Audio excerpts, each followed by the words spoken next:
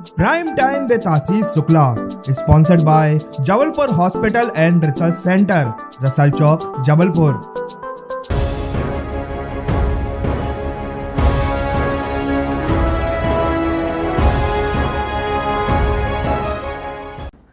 Yash Bharat prime time with Ashish Shukla में आज हमारे साथ भारतीय जनता पार्टी के कद्दा और नेता प्रहलाद सिंह पटेल अपने मेरे साथ मौजूद हैं।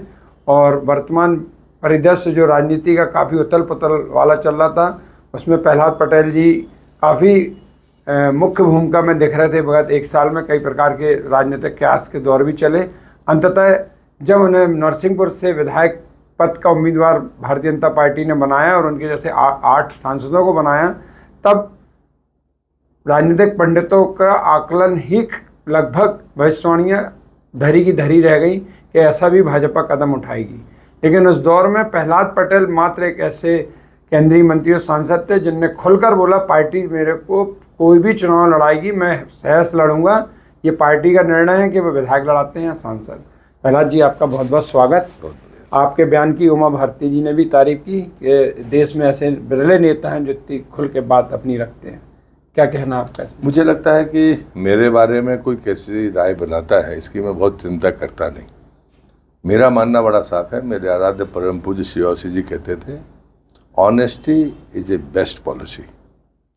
तो मुझे लगता है कि जीवन में आपके साथ जो घटना है वो घटेगा जी, और इसलिए अपने मैनेजमेंट में अपने में सुधार की गुंजाइश है। कमियां आपको दिखती हैं, कोई दिखाए या हम खुद महसूस करें, हमें उसे दुरुस्त करना चाहिए। क्षमताएं बढ़ाने का मौका मिले जरूर बढ़ाना चाहिए। इसमें कोई हलाली नहीं करनी चाहिए और इसमें अहंकार नहीं करना चाहिए कि मैं गलतियां स्वीकार ना करूं। अभी जब आपसे आने का था तो संपादकीय टीम के साथ बैठक हो रही थी कि आपसे सवाल क्या पूछे जाए, तो अधिकांश लोगों का एक मत था कि मुख्यमंत्री का सवाल पूछे। तो मैंने उनसे कहा कि जब जो व्यक्ति ये कह रहा है कि पार्टी में जो चुनाव लड़ाएगी मैं लड़ूंगा, ऐसे व्यक्ति से मुख्यमंत्री पद का सवाल पूछकर उनकी गरिमा को ठेस नहीं पहुंचाना चाहिए, क्योंकि जो व्यक्ति सीधे कह रहा है कि वो पार्षद भी बोलेंगे तो हम लड़ेंगे। ऐसी स्थिति में आप क्या मुख्यमंत्री पद को लेके जो कयास लग रहे हैं, अभी अपन इसको क्या माने? मैं आपकी संपादकीय टीम को बधाई दूंगा और उसके पीछे मैं जानता हूं कि आपकी पीढ़ियों की जो पत्रता का जो मूल्यों के प्रति समर्पण है। हम ऑफ द रिकॉर्ड और ऑन द रिकॉर्ड का फर्क करते थे। जी। आज की पत्रकारिता में उसको कमोवेश खत्म कर दिया, शब्द ही नहीं बचा। मतलब वो दूसरी बात यह है कि हमें विश्वास भी कम है। हमने अपने अंतर विश्वास को कमजोर किया। मैं ऐसा मानता हूँ, जिससे हम कहते हैं कि हम किसी के साथ स्टिंग करें, जिससे अच्छा सीधे उससे पूछ लो, हाँ जी, चुनौती दो, उसके बाद स्टिंग करो, तो शायद वो फिर भी नैतिक मानी जाएगी। मैं इसलिए कहता हूं कि राजनीति में एक बड़ा लंबा रास्ता होता है। मूल्यांकन करने का काम चौथे स्तंभ का है। वो व्यक्ति के नाते भी करेगा, डेवलपमेंट विजन के बारे में भी करेगा, आइडियोलॉजी के बारे में भी करेगा। 3 ही पैमाने में मानता हूँ। कोई चौथा होगा, कोई विद्वान आदमी बताएगा तो उसको भी स्वीकार करूँगा, लेकिन विचार, विकास और व्यक्ति 3 ही पैरामीटर होते हैं। पॉलिटिक्स हो या अन्य कोई जगह हो, किसी व्यक्ति, समाज या दल के बारे में फैसला करने का। मेरी आइडियोलॉजी पर खूब जिसको जैसे कसौटी पर कसना है कस सकता है, डेवलपमेंट विजन के बारे में हो सकता है। तीसरा, व्यक्ति के नाते में जैसे जीवन जीता हूँ या मैं करता हूँ, मैं कभी गलतियों को अस्वीकार नहीं करता, मैं स्वीकार करने वाला आदमी हूँ। इसलिए नहीं, वो तो समय भी अटकलबाजियों से पॉलिटिक्स नहीं होती। और ये चर्चाएं तो मैं 2003 से इसलिए मैंने बोला मैं पूछूंगा नहीं, लेकिन अब उनने बात की तो मैंने आपसे ये बात रखना चाहिए कि लोगों के दिमाग में सवाल हैं। जब मेरे से वो पूछवाना चाह रहे हैं आपसे, तो आप तक भी ये बात पहुँचना चाहिए। जो कल 57 लोगों की टिकट घोषित हुई है, जिसमें लगभग पूरे मंत्री और शिवराज जी को भी चुनाव लड़ाने की घोषणा हो गई है, इन परिस्थितियों में आप मध्य प्रदेश में जब चुनाव प्रचार का दौर शुरू होगा, आपके अधिकांश बड़े नेता विधायक का चुनाव लड़ रहे हैं, तब आपके मन में क्या है? जैसे आप सिर्फ नरसिंहपुर के नेता तो है नहीं, आप बालाघाट, छिंदवाड़ा हो या मध्य प्रदेश का कोई भी भाग हो, अभी आप दमोह से लोकसभा से 2 बार से सांसद हैं, तो आप अपने आप को दायित्व को कैसा महसूस कर रहे हैं? मुझे लगता है ये एक राजनीतिक परिवर्तन आपने भी को भी देखना पड़ेगा। पिछले 100 दिन से सारी राजनीति भारतीय जनता पार्टी की गतिविधियों के बिल्कुल आसपास है। मैंने अभी कल तक सूची नहीं आ रही थी, तो लोग ऐसा भी कहते थे, बोलना नहीं चाहिए कि क्या शिवराज जी को टिकट मिलेगी। हाँ, इसलिए मुझे कहा ना कि 100 दिन से ज़्यादा से मध्य प्रदेश की राजनीति का केंद्र बिंदु भारतीय जनता पार्टी और उसके निर्णय। आज सवाल ये है, मुझे जवाब नहीं देना है अपनी बात का। कांग्रेस के नेता कमलनाथ जी हैं, वो कहते थे कि हम तो 6 महीने पहले उम्मीदवार घोषित करेंगे। 60 दिन बचे, दम्भ था, 60 दिन बचे, ये दम्भ था। 6 महीने पहले घोषणा करने वाले अब 60 दिन भी नहीं बचे। 60 दिन नहीं बचे, नहीं मानो 17 नवंबर और इसलिए बचे। अब तो लक्षित समय है, कोई इस सीमा के बाहर नहीं जा सकता, उसी में रहना। और इसलिए मुझे लगता है कि ये मिथ्याभिमान था, ये झूठ था, ये परसेप्शन बनाने की कोशिश थी। कांग्रेस के पास में दुर्भाग्य ये है कि उनका नेतृत्व नहीं है। नेतृत्व 2003 के पहले का है, जो थका मादा है, उसकी चमक नहीं है, बल्कि मैं कहूँगा कि काले पुती है। वो कितना भी कुछ भी कहे, वो दूसरे पर आरोप लगाते हैं, लेकिन वो भूल जाते हैं कि आप पर कितने गंभीर आरोप हैं। और इसलिए मुझे लगता है दूसरी पंक्ति का नेतृत्व कांग्रेस में ना उभरना, ये कांग्रेस के लिए बड़ी चुनौती है, हमारे लिए चुनौती नहीं है। जब हम लोगों के बारे में कोई टिप्पणी करता है तो मैं कहता हूँ मुझे केंद्रीय मंत्री नरेंद्र सिंह जी को, या राष्ट्रीय महामंत्री कैलाश जी, या शिवराज जी मुख्यमंत्री, आप 86-87 के दौर में जाइए, हम एक टीम में युवा मोर्चे में काम करने वाले लोग थे। आज हम फिर से एक जगह पर आकर काम कर रहे हैं। राज्य के लिए राज्य की राजनीति नहीं है। मुझे लगता है हमें और भी पूरे देश के परिदृश्य में आने वाले 5-10 साल जितना भी हमारा सामर्थ्य होगा या पार्टी अवसर देगी, टीम को मिलकर बेहतर से बेहतर काम करके हमें रिजल्ट ला कर देना चाहिए, ये उसकी कोशिश है।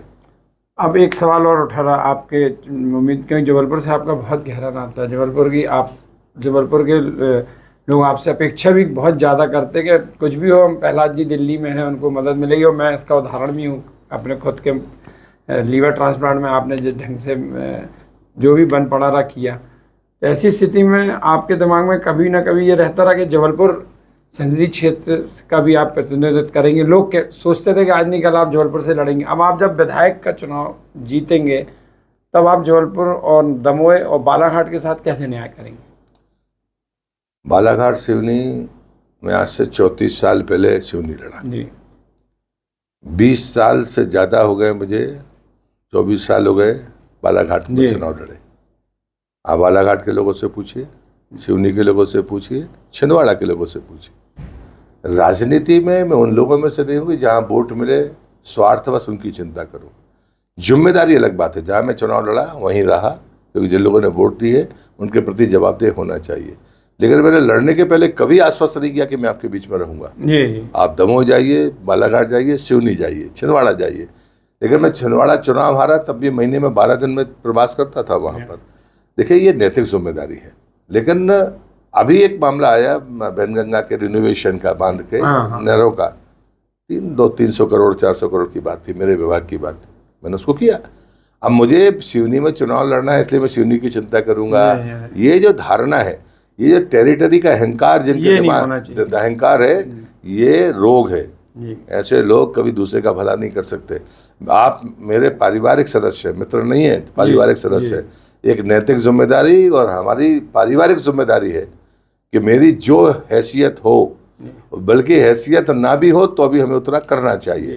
तो देखिए, एक होती है मित्रता, एक होता है पारिवारिक भाव, और एक होती है नैतिक जवाबदेही। हम सार्वजनिक जीवन में नैतिक जवाबदेही को मानने वाले लोग हैं, और पारिवारिक और मित्रता के बारे में मैं कह नहीं सकता। जब भी जो कसौटी पर कसेगा, उससे बेहतर मुझे प्रहलाद पटेल मिलेंगे, ये मैं दावे से कहता हूँ। अब एक आखिरी सवाल, राजनीति से बिल्कुल प्रभावित सवाल है। समझ लीजिए सरकार बहुमत आ गया भाजपा का, और पूरे सांसद जीत गए जो लड़ रहे हैं, शिवराज जी भी जीत गए, तब सरकार का परिदृश्य कैसे गठित होगा, क्या होगा? तब भी कोई संकट नहीं जी। अब मानकर चलिए कोई संकट नहीं है, सरकार बनेगी, इसमें कोई संदेह नहीं करना चाहिए। ये सारे लोग चुनाव जीतेंगे, ये भी, इसमें भी कोई दो मत नहीं है। मंत्रिमंडल कैसा रहेगा, उसके मुख्यमंत्री कैसा मुझे रहेगा? लगता है कि उसके लिए आपको इंतजार करना पड़ेगा। उसके लिए आज कोई अगर कोई भी बोलेगा तो वो उसका बड़बोला। जो आपसे सवाल कर रहा हूँ, ये जनता की चर्चा के सवाल है, मेरे सवाल नहीं। मान लिया मैंने, जनता से भी जनता बात, हम लोग जाते हैं, बात करते हैं, बोले आप लोग पत्रकारों पूछो भाई कैसे होगा। जनता से मैं कहूँगा कि बहुत अनुभवी लोग एक जगह पे काम कर सकते हैं। ये भारतीय जनता पार्टी है, कोई किसी के ऊपर, कोई किसी के नीचे नहीं है। उसको जिम्मेदारी मिलेगी, वो काम करेगा। ऐसा भी हो सकता है कि जो सांसद विधायक जीतेंगे, जो भी, उनको पुनः भी सांसद भी लड़ा जा सकता है। जी, अब मुझे लगता है आज से सोचना बेकार की बात है। कल कोई मीडिया का बंधु, मुझे बहुत सीनियर जर्नलिस्ट है, मुझे पूछ रहे थे एक चैनल पर कि आप कहाँ रहेंगे, भोपाल में या दिल्ली में? तो मैंने कहा 14 दिन का कुशन होता है। जब आप 2 सदन के सदस्य बनते हो तो संविधान ने एक अवसर दिया है, वो 14 दिन का इंतजार सबको करना पड़ेगा, मैं हूँ या कोई और हो, ये फैसला दल करेगा। एक सवाल नरसिंहपुर में के लोगों से चर्चा होती रही, तो आपने जो एक जवाब दिया ना कहीं को कि वो लक्ष्मण है, मैं राम नहीं हूँ, वो भरत है।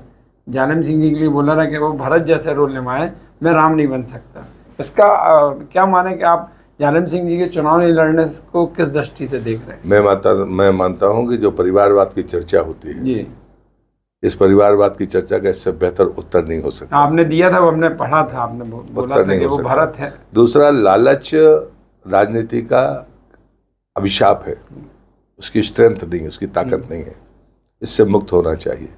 मेरे परिवार का संस्कार है कि 60 साल में सारे लोग भौतिक संसाधन छोड़ देते हैं। मैंने भी अपनी सारी जमीनें वगैरह 60 साल के होने समय ही बाकी कर दी, सिर्फ मेरा मकान बचा हुआ है। लेकिन मेरे भाई की तो उम्र 60 साल नहीं हुई, उसने अपनी कर्मभूमि मुझे सौंप दी।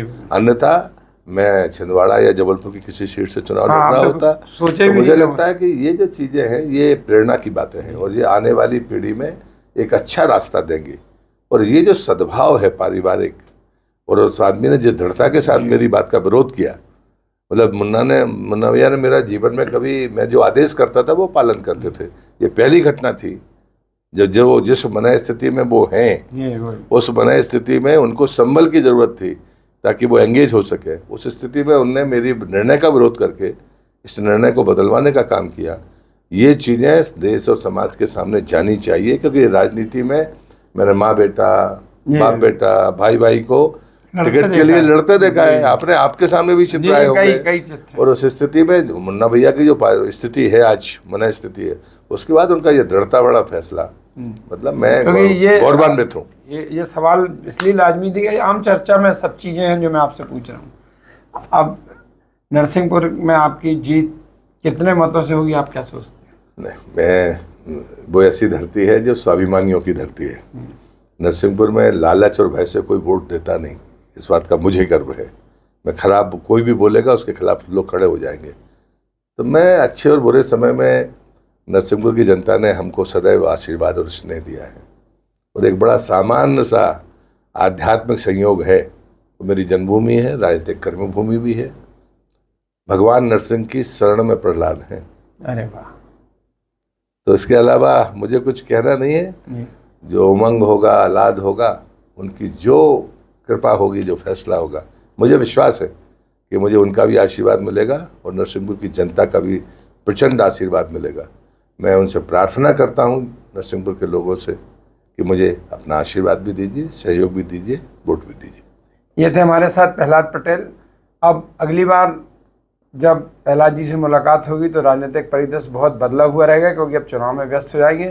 तब हमारा ये मानना है कि प्रहलाद जी जबलपुर ही नहीं, पूरे मध्य प्रदेश के लिए एक नए राजनीतिक ताकतवर व्यक्ति बन के बनेंगे, जिससे लोगों के, बहुत सारे लोगों के समस्याएं हल होंगी और क्षेत्र का विकास होगा। और इसके अलावा आप कुछ कहना चाहते हैं जो मैं ना पूछ पाया हूँ? नहीं, मुझे लगता है कि जबलपुर के लोगों को आशान्वित रहना चाहिए। कभी भी जब भी जबलपुर के हित का सवाल आएगा, राज्य के हित का सवाल आएगा, मैं उन लोगों में से नहीं हूँ जो सीमाएं देख के फैसला करूँ। और इसलिए मुझे लगता है कि ये बिल्कुल आपको भरोसा रखना चाहिए। मैं जबलपुर में पढ़ा हूँ, मेरी राजनीतिक छात्र राजनीति से लेकर संघर्ष की शुरुआत जबलपुर है, हमारा वाइस सेंटर जबलपुर है। मैं चाहता हूँ कि मैं वो कोई उपराजधानी और राजधानी जैसे शब्दों में नहीं बनता, लेकिन हमारे जबलपुर का यश जैसे आज से 40 साल पहले था, जनरल नॉलेज में हम 2 विश्वविद्यालय वाले शहर होते थे, वो प्रतिष्ठा फिर से पुनर्स्थापित हो, ये मैं चाहूँगा और ये होगी, ऐसा मेरा विश्वास है। मैं आपको पुनः शुभकामनाएं देता हूँ। और आप सभी दर्शकों, प्रहलाद जी के से जो मेरी बातचीत हुई सुनी और अपनी प्रतिक्रिया फिर आप हमारे यश भारत को बताइए कि आपका साक्षात्कार कैसा लगा। तब तक के लिए नमस्कार। Prime time with Ashish Shukla, sponsored by Jabalpur hospital and research centre, Russell Chowk, Jabalpur.